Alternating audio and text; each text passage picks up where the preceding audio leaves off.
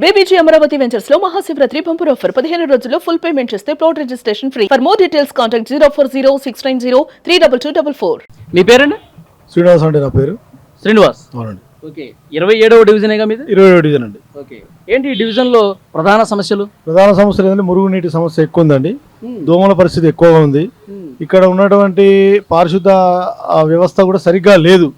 ఇంతకుముందు ఉన్నటువంటి పాలకులు సరిగ్గా పట్టించుకోకపోవడం వల్ల వారి నిర్లక్ష్యం వల్ల ఇక్కడ దోమలు ఈగలు ఎక్కువ కావడం వల్ల చాలా ప్రజలు ఇబ్బంది గురవుతున్నారండి. మీరు చెప్పారా మీ సమస్యలను? అసలు వారి దృష్టికి కూడా తీసుకుపోయినాము. వారు వచ్చామా పోయామా అన్నట్టే కానీ వాటి సమస్యలను సరిగా పరిష్కరించే వేలో కానీ ఆ కోణంలో కానీ అది ఎంతవరకు దాన్ని పరిష్కరించగలము అనే కోణంలో చేయలేదు. ఏదో ఉన్న కంటి తుడుపు చర్యలే చేసిరు కానీ దాని మూలాల వరకు కూడా పరిష్కరించే వరకు వాళ్ళు పోలేదండి. ఓకే, ఇప్పుడు కరీంనగర్ సిటీ డెవలప్మెంట్ అనేది ఇంకా జరగాల్సింది చాలా ఉంది. ఇప్పుడు కాంగ్రెస్ వాళ్ళు ఏమంటున్నారు, స్టేట్ గవర్నమెంట్ మాది ఉంది, సో కరీంనగర్ సిటీని కూడా మేమే డెవలప్ చేస్తాం, మాకు ఇవ్వండి అవకాశం అంటున్నారు. అంటే దాని ఏమంటారు కాంగ్రెస్ కామెంట్స్ని? ఇప్పుడు వారు చెప్పింది సబబు కాదండి. ఎందుకంటే ఇచ్చే స్మార్ట్ సిటీ నిధులన్నీ కేంద్రం నుండే వస్తున్నాయి. ఆ కేంద్రం నిధులతోనే స్మార్ట్ సిటీ నిధులు వాడుతున్నారు. ఇప్పుడు రోడ్లు వేయడం కానీ పారిశుద్ధ్యం కానీ ఆ నిధులని సరిగ్గా వ్యవస్థ వాడాల్సిన పరిస్థితి వాడడం లేదు. అలా వాడాలి, కేంద్రం నిధులు సరిగ్గా వాడండి, అందుకని బీజేపీ ప్రభుత్వం రావాలి, దాంతోనే సరిగా వ్యవస్థ నడుస్తుంది అని మేము అందరం కోరుకుంటున్నామండి. ఇప్పుడు ఎవరు వస్తే కరీంనగర్ డెవలప్మెంట్ జరుగుతుందని మీ అభిప్రాయం? భారతీయ జనతా పార్టీ మేయర్గా అధికారంలోకి ఉంటే ప్రతి డివిజన్లో కార్యకర్తలందరూ బీజేపీ అభ్యర్థిని గెలిపించుకోగలిగితే ఈ కేంద్రం నిధులతో బండి సంజయ్ కుమార్ గారు కేంద్ర మంత్రి గారి నాయకత్వంలో ఈ సమస్యలు అన్నీ పరిష్కారం అవుతాయని మేము అనుకుంటున్నామండి. మార్పు కోరుకుంటున్నారు, బీజేపీ రావాలనుకుంటున్నామండి. అంటే మీరు ఇక్కడ స్థానికులు కాబట్టి బీజేపీకి ఓటు వేయాలన్న భావన చాలా మందిలో ఉందా? అంటే మీ అబ్జర్వేషన్? మైనార్టీలలో కూడా ఆ భావన వచ్చేసిందండి. కాంగ్రెస్ ప్రభుత్వం ఏం చెప్తుందంటే మైనార్టీలందరూ బీజేపీ వ్యతిరేకము అనే ఒక ప్రలోభాలకు గురి చేసే విధంగా ఉంది. కానీ ఇక్కడ ఉన్నటువంటి వాళ్ళు కేంద్రం నిధులు, ఇక్కడ ఉన్నటువంటి మంత్రి గారు చేస్తున్నటువంటి అభివృద్ధిని చూసి వారు కూడా బీజేపీ వైపే వస్తున్నారు. బీజేపీకి ఓటేయాలనే ఉద్దేశంతో ఉన్నారు. ప్రతి డివిజన్లో బీజేపీ అభ్యర్థిని గెలిపించుకునే దిశలో అందరూ ఆలోచిస్తారు. మీ 27వ డివిజన్లో 1500 మంది ఉన్నారంట మైనార్టీలు. సో వాళ్ళు ఎక్కువ ఓట్లు బీజేపీకి వస్తాయని నమ్ముతున్నారా మీరు? అవునండి, నమ్ముతున్నాము. ఎందుకంటే ఇంతకుముందు ఉన్నటువంటి వాళ్ళు ఇంతకుముందు చేసినటువంటి పనులు వారికి నచ్చలేదు. వారు మార్పు కోరుకుంటున్నారు. రాబోయే కాలంలో కొత్త మార్పు రావాలి, కొత్త వారికి ఇవ్వాలి, కొత్త విధానంతో ఉండాలి, ఆ మార్పు కోరుకుంటారు. కాబట్టి మైనార్టీలలో దాదాపుగా 70% మంది మాకే అనుకూలంగా ఉంటారు. ఒక 30% లోకల్ అండి, ఇక్కడ లేరు వారు. ఇక 20% మిగతా వాళ్ళకి సంబంధించిన వాళ్ళు ఉంటారు, వెళ్ళిపోతారండి. 70% వరకు మాకే అనుకూలంగా ఉన్నారండి వారు. డెఫినెట్గా బీజేపీ కోసం అనుకూలంగా ఉన్నారండి వారు. కరీంనగర్లో 29వ డివిజన్లో ప్రస్తుతం నేనున్నాను. ఈ డివిజన్లో ఎలాంటి సమస్యలు ఉన్నాయి? ఎందుకంటే పార్టీల్లో ప్రచారంలో భాగంగా అందరూ వస్తున్నారు, కానీ ఎలక్షన్ అయిపోయిన తర్వాత ముఖం చాటేస్తున్నటువంటి పరిస్థితి ఉందని చెప్పి చాలా మంది చెప్పారు.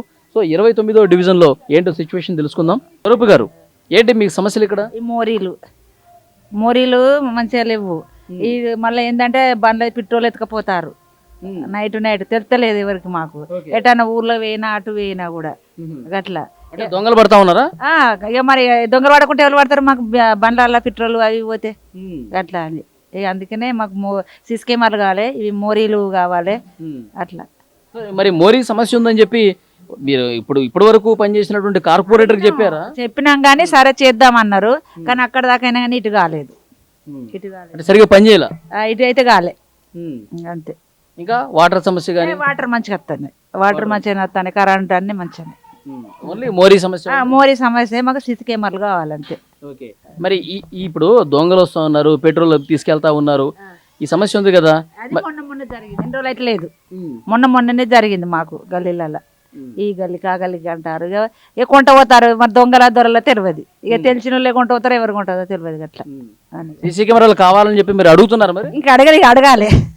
ఇప్పుడు ఓట్లు అడగడానికి వస్తున్నారు కదా? అడుగుతాను, ఇంకా అడగలేదు, ఇక అడగాలి. ఇక దగ్గరకు వచ్చినాక అడతాం, ఇప్పుడే ముందు అడుగుతాను ఎట్లుంటుంది అని అడగలేదు. అట్లా చెప్పండి మీ సమస్య ప్రతిదీ.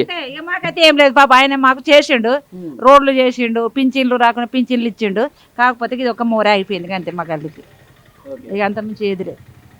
అంటే ఎవరు గెలిస్తే వాళ్ళు కొద్దిగా పని చేస్తారు అనిపిస్తుంది మీకు? ఇక ఇప్పుడు అది ఏది చెప్పలేరు. కానీ పని చేసేవాళ్ళు కావాలి. పని చేసే వాళ్ళు కావాలి, ఎవరైతే మాకు మంచిగా చేసేవాళ్ళు కావాలి అంతే.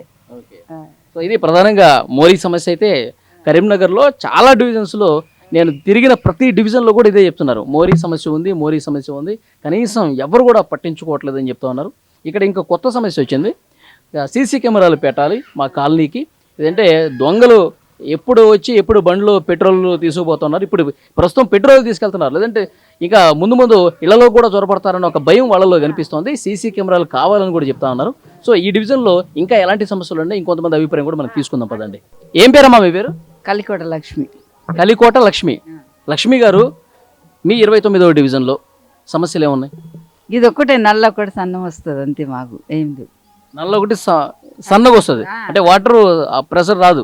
రాదు, సన్నం ఇస్తాండి. ఇప్పుడు ఇదివరకు వస్తుండే, ఇప్పుడు సన్నం వస్తుంది అంతే. మరి ఇక్కడ కార్పొరేటర్లను అడిగారా మీరు? ఇక అడగలేము మేము. అడగాలి కదా, చెప్పాలి కదా, మీ సమస్య చెప్తేనే పరిష్కారం అవుతుంది కదా. ఇక ఎవరు వచ్చి అంత పట్టించుకోలేదు, ఇక అడగలేదు సార్. ఇంకేముంది? ఏం లేదు. కరెంట్ కానీ?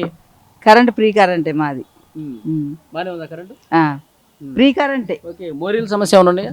మోరీలు ఏం లేవు, మంచిగానే ఉంది అంతే. ఇంకా ఇక అంతే, ఏం లేదు. ఇంట్లో పెద్దోళ్ళకి ఏమన్నా పెన్షన్ అట్లా పింఛనా? నాకు వస్తాను. వస్తాను. ఇంకా ఇక ఏం లేదు, మా ఆయన లేడు, ఆయన పింఛన్ నాకు వస్తాను. ఓకే.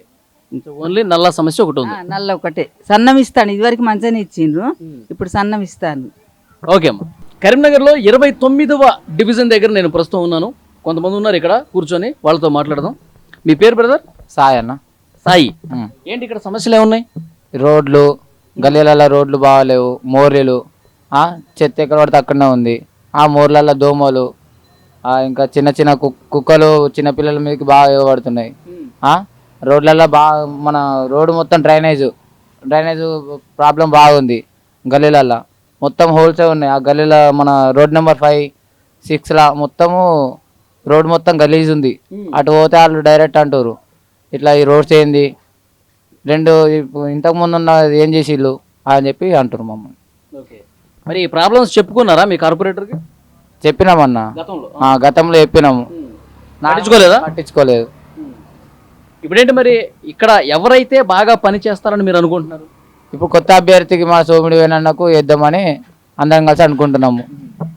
ఏ పార్టీ? బీజేపీ. ఓకే. అంటే మార్పు కోరుకుంటున్నాం కొత్తగా. గత 2 నెలల నుంచి ఇచ్చినాము, రోడ్లు ఎట్లున్నాయి అట్లే ఉన్నాయి. ఇప్పుడు కొత్తలకు ఇస్తే రోడ్లు ఈ మోర్లు బాగుపడతాయని చెప్పి, మారుతాయని చెప్పి మేము కోరుకుంటున్నాం. సో బ్రదర్, మీ పేరేంటి? శంకర్. ఏం పని చేస్తారు మీరు? నేను మేస్త్రి చేస్తా. మేస్త్రి పని. ఓకే. ఇక్కడ ఏమైనా సమస్యలు ఉన్నాయా? ఉన్నాయి, సమస్యలు ఉన్నాయి. చెప్పండి. అవే రోడ్ల ఇబ్బంది ఉన్నాయి బాగా చాలా. మళ్ళీ డ్రైనేజీలు కానీ అవి కానీ, చెత్త తీయడం లేదు, కరెంటు ప్రాబ్లము. కరెంటు ప్రాబ్లం అంటే ఎట్లా? స్తంభాలు రోడ్డుకు, అలాంటి ప్రాబ్లమ్స్ ఉన్నాయి. కుక్కలు అయితే చిన్నపిల్లలను కొరికినాయి మొన్న. చాలా ఇబ్బంది ఉన్నాయి. ఇక్కడ కూడా కుక్కల సమస్య ఉంది. ఓకే. ఇప్పుడు మరి ఏంటి, మీరు మార్పు కోరుకుంటున్నారా లేకపోతే ఎట్లా?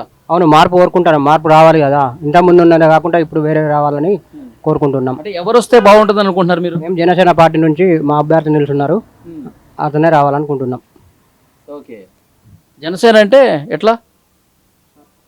కూటమి తరఫున ఉన్నారా లేదంటే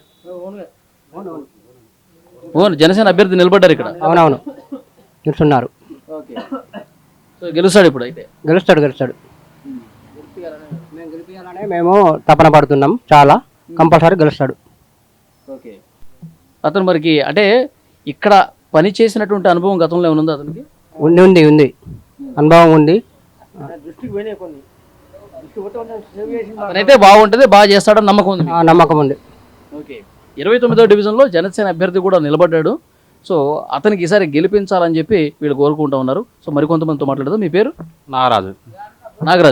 ఏం పని చేస్తారండి మీరు? ప్లంబింగ్. ఓకే. ఇక్కడ 29 మీది కూడా? 29. ఏంటి ఇక్కడ ప్రాబ్లమ్స్? ఇక డ్రైనేజ్ సమస్య, కుక్కల సమస్య, మళ్ళా వాటర్, రోడ్ల సమస్య, ఇవే ఉన్నాయి. ఇంకా మరి ఆ సమస్యల పరిష్కారం కోసం ఏం చేయబోతున్నారు మీరు? ఇక కొత్త అభ్యర్థికి ఛాన్స్ ఇస్తే మనకు పాత అభ్యర్థి కన్నా కొత్త వాళ్ళకి ఇస్తే ఛాన్స్ ఉంటుంది ఇట్లా అభ్యర్థి చేసే అవకాశం ఉంటుంది. ఇప్పుడు ఇక్కడ ఏ పార్టీ అభ్యర్థి గెలిస్తే బాగుంటుంది అనుకుంటున్నారు మీరు?